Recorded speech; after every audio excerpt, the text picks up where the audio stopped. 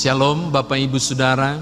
Bapak Ibu Saudara, saya tidak akan menjelaskan lagi tentang siapa Petrus, lalu surat 1 Petrus ini karena hari Minggu kemarin kita baru saja mengulas secara detail tentang latar belakang surat ini. Tapi paling tidak saudara pasti masih mengingat bahwa di saat sekitar tahun 61 atau 62 Masehi surat ini ditulis, kondisi orang Kristen pada masa pemerintahan Kaisar Nero mengalami penderitaan yang luar biasa. Jadi secara badani, secara fisik mereka mengalami sesuatu yang tidak mudah. Nah Bapak Ibu, saudara kekasih dalam Tuhan, menyangkut hal itu, di kondisi itulah surat ini kemudian ditulis untuk meneguhkan, untuk menguatkan, supaya orang percaya di abad-abad pertama ini tetap bertahan di dalam imannya. Saya mengajak saudara untuk melihat secara khusus ayat 3 mulai dari ayatnya yang ke-17 sampai ayat yang ke-22. Ada dua jenis penderitaan. Penderitaan yang pertama karena kesalahan dan dosa. Dan orang yang menderita karena kesalahan dan dosa adalah wajar, adalah tepat kalau kemudian dia menderita. Tapi kalau saudara melihat ayat yang ke-17, ini ditujukan kepada orang percaya. Kehidupannya benar, kehidupan penuh taat kepada Allah, lebih memilih menyembah Yesus Kristus daripada tergoda menyembah dewa-dewi pada waktu itu, lebih sungguh-sungguh percaya kepada Yesus Kristus ketimbang melakukan persekongkolan dalam ketidaksenonohan di ayat yang ke-4 pasal 4. Lalu mereka menderita. Petrus mengatakan itu penderitaan karena kebaikan. Dia katakan sebab lebih baik orang menderita karena kebenaran, karena kebaikan. Seakan mau berkata kepada saudara bahwa menjadi seorang Kristen, juga mau berkata kepada penerima surat ini, identiknya orang Kristen itu identik dengan penderitaan. Ini hal yang pertama. Yang kedua, dalam rangka meneguhkan ungkapan bahwa menjadi seorang Kristen harus siap menderita, Bapak Ibu Saudara, pasal 4 ayat 1 sampai 6 diuraikan sedemikian rupa supaya kita menemukan alasan mengapa penderitaan itu harus disikapi dengan benar oleh seorang percaya. Tolong lihat ayat yang pertama di pasal 4. Ini penting sekali, ini landasannya. Bapak Ibu Saudara, Petrus mengatakan begini, dalam rangka melakukan penebusan bagi dunia, Yesus Kristus telah mati dan bangkit. Di saat itulah proses penderitaan badani Yesus alami.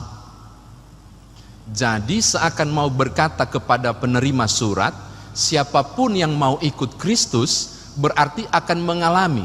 Kan ngikut berarti bukan di depan Yesus. Kalau mengikut berarti aku harus di belakang. Maka apa yang dialami oleh pribadi yang aku ikuti, aku akan alami. Kalau Yesus pernah dihianati, kalau Yesus pernah didera, kalau Yesus pernah mengalami siksaan badani, maka seorang Kristen yang ngikut Yesus harus juga siap, mengalami juga itu konsekuensi, mengalami penderitaan itu. Makanya di ayat yang keempat memberi gambaran dua hal, bahwa yang pertama, seorang yang mengikut Yesus adalah orang yang juga harusnya siap menderita badani sebagaimana dialami oleh Yesus. Ini catatan yang pertama di ayat yang keempat. Bagian kedua maknanya adalah ketika Yesus menderita badani itu, tetapi secara roh dia mengalami kehidupan yang lain. Menurut ayatnya yang ke-18 sampai 21 pasal 3 kita menemukan bahwa Yesus berpisah dengan tubuh jasmaninya menuju ke alam roh. Ini luar biasa untuk saudara pahami. Kalau ada yang bertanya, apa nasib mereka yang tidak percaya pada Yesus sebelum Yesus ada? Apa nasib orang yang tidak kenal keselamatan sebelum Yesus? Kalau saudara baca ayat 18, 19, 20, saudara akan menemukan jawabannya. Bahwa ketika Yesus menderita jasmani, mengalami kehidupan roh, kematian, dia menuju dunia orang mati untuk memberitakan kebenaran Injil itu. Supaya mereka yang tidak kenal keselamatan juga diselamatkan. Jadi saya kira ini jawabannya kalau ada yang tanya, terus bagaimana nasib yang mereka yang sebelum Yesus? Ya, di 3 hari itulah pekabaran Injil dilakukan. Bukan saya yang bilang, Petrus yang bilang. Kalau itu pasal 3 ayat 18, 19, dan 20. Makna keduanya mau bilang begini kepada saya dan saudara, ketika kita sudah cukup mengalami derita jasmani, seharusnya kita mengalami kehidupan roh yang lebih baik. yaitu kita menjauhkan diri dari dosa. Kehidupan rohani kita ditempa melalui pukulan badani, mengalami kehidupan yang lebih baik. Lihat ayat yang pertama. Bapak Ibu kekasih dalam Tuhan, catatan yang kedua, tolong lihat ayat yang kedua. Kok penting sekali sih? Supaya ketika mengalami derita itu, mengikut Yesus, orang gak fokus pada penderitaan, tapi justru orang kembali fokus pada kehidupan rohani yang benar. Ayat yang kedua, satu bagian B dan ayat yang kedua bilang itu. Maksudnya begini, di tengah derita itu, itulah kesempatan untuk tidak berbuat dosa lagi, tapi membaharui kehidupan. Seakan Petrus mau beri tanda yang sangat penting. Penderitaan yang kau alami adalah ciri khas kekristenan. Karena engkau sudah hidup dalam ciri khas kekristenan itu, mengalami penindasan dan penderitaan, seharusnya ini kesempatan untuk tetap tidak jatuh dalam dosa, untuk tetap bertahan dari godaan. Ini catatan kedua. Yang ketiga Bapak Ibu, mengapa penting untuk bertahan dari berbagai godaan, supaya kehidupan daging yang menggoda itu tidak terulang, melainkan kehidupan roh itu berupaya sebaik mungkin dilakukan. Kita menemukan jawaban di ayat 3 dan ayat yang keempat. Karena kekristenan itu bagaikan di etalase, orang akan lihat kehidupan saudara, kata Petrus, dan mereka akan berupaya untuk menjatuhkanmu. Coba lihat ayat yang keempat. Kalau perlu membuat fitnah yang luar biasa, supaya engkau mengalami derita yang luar biasa. Petrus bilang begitu. Maka adalah kesempatan untuk tetap bertahan di dalam kebenaran, supaya ketika kita ditonton dalam tanda kutip, kita tidak ditemukan kesalahan. Tetapi kalaupun karena kita baik dan benar dan kesalahan tidak ditemukan, kita mengalami fitnah, kembali di uraian pertama tadi, adalah lebih baik menderita demi kebaikan dan kebenaran. Oke, ini catatan ketiga. Terakhir yang keempat, enak kali mereka yang menghancurkan, mereka yang memfitnah, mereka yang membuat kita menderita. Terus mereka ganjarannya apa? Terus apa? Terus kami terus menderita sebagai seorang percaya. Barangkali itu ada dialog yang terjadi di surat itu. Lalu Petrus menjawab hal yang luar biasa di ayat yang kelima. Jangan berpikir bahwa mereka yang memfitnah, mereka yang menganiaya, mereka yang membuat penderitaan luar biasa ini Tuhan diamkan. Oh enggak, ayat 5 yang menjelaskan, satu saat akan tiba masanya, mereka akan dimintakan pertanggungan jawab.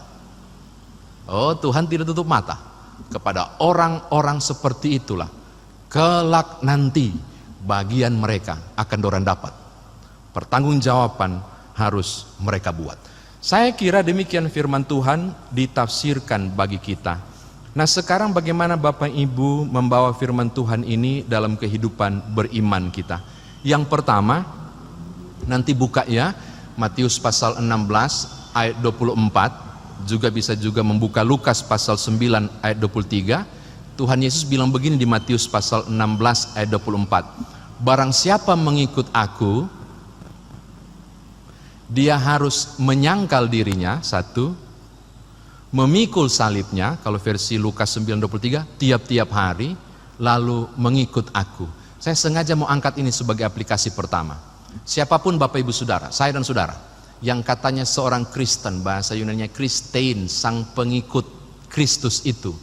Ini kata Kristen itu ejekan, nama paling perdana muncul di kitab Kisah Rasul, nama Kristen itu ejekan sebenarnya. Oh, si pengikut Yesus yang mati itu, mati kodong, mati kasihan. Jadi itu sebenarnya hinaan. Nah, ketika saudara dan saya berkata, aku seorang Kristen, pengikut Yesus, 3 hal seharus saya dan saudara penuhi. Yang pertama, menyangkal diri. Paulus bilang, hidupku bukan aku lagi, tapi Kristus yang hidup dalam aku. Aku harus mengekang diriku. Kalau awalnya tukang marah, aku jaga-jaga jangan sampai bikin marah banyak. Kalau awalnya saya sulit mengampuni, aku harus melepaskan dengan sukacita pengampunan. Kalau awalnya saya susah banget melepas dari keinginan daging, aku harus melatih diri untuk sangkali semuanya. Oh, tidak mudah Bapak Ibu. Hal pertama, menyangkal diri itu bukan soal mudah. Karena engkau harus membiarkan Kristus yang hidup dalammu muncul di luar. Identitasku bukan nyoman lagi, tapi Kristus yang orang harus lihat ketika saya ngomong, ketika saya berperilaku. Orang harus lihat bukan nyoman, tapi Kristus. Oh, itu enggak mudah. Yang kedua, dia bilang, memikul salibnya tiap-tiap hari. Tolong cek dua teks yang saya sebutkan tadi, versi Matius maupun versi Lukas. Saudara akan menemukan salibnya dia pakai huruf kecil. Bukannya salibnya Yesus, tapi nyanya kita. Mau bilang begini, engkau tidak bisa memikul salib Kristus. Berat, dosa dunia yang dipikul. Salibnya berarti jatah saudara. Dan kalau merujuk 1 Korintus, dia bilang pencobaan-pencobaan yang kamu alami adalah pencobaan biasa yang tidak melebihi kemampuan. Pikulanmu itu sudah Tuhan ukur, tidak melebihi. Maka yang harus dibuat adalah pikula. Oh, dan tidak mudah. Bicara soal pikulan Bapak Ibu, Josuke Koyama bilang begini di dalam bukunya, tidak ada gagang dalam salib, tidak ada gagang pada salib. Maka satu-satunya membawa salib bukan ditenteng begini, yang orang Kristen banyak pakai kalung salib. Enggak. Tidak ada gagang pada salib, tidak bisa dipegang. Karena tidak ada gagang. Tidak ada gagang pada salib berarti satu-satunya bawa salib, pikul. Bicara soal pikulan, berarti bicara soal beratnya pikulan. Bicara soal berat, akan bicara soal berapa kali saudara jatuh. Dan saya kira, kalau saudara merujuk kisah Yesus Kristus, berapa kali Tuhan Yesus jatuh? Maka bicara soal pikulan salib, oh ini tidak mudah Bapak Ibu. Berapa lama? Versi Lukas bilang, tiap-tiap hari kesian. Maka saya mau bilang, kekristenan sangat identik dengan penderitaan. Maka jika ada di antara saudara yang barangkali sedang bergumul saat ini, dan punya persoalan saat ini, dan saudara bertanya kepada Tuhan, kok bisa jadi Kristen itu menderita? Ini jawabannya. Kalau saudara nggak menderita, saudara bukan seorang Kristen. Oh maaf, saya harus bilang begitu. Karena kekristenan identik dengan salib. Dan bicara soal salib, itu bicara soal penderitaan. Jadi menjadi Kristen, kita harus siap dalam penderitaan itu.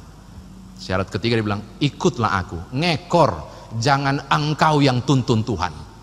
Sebaliknya Tuhan yang tuntun engkau. Bukan engkau yang arahkan ke tujuan, tapi Tuhanlah yang harus arahkan, makanya harus di belakang. Jadi tidak mudah menjadi seorang Kristen.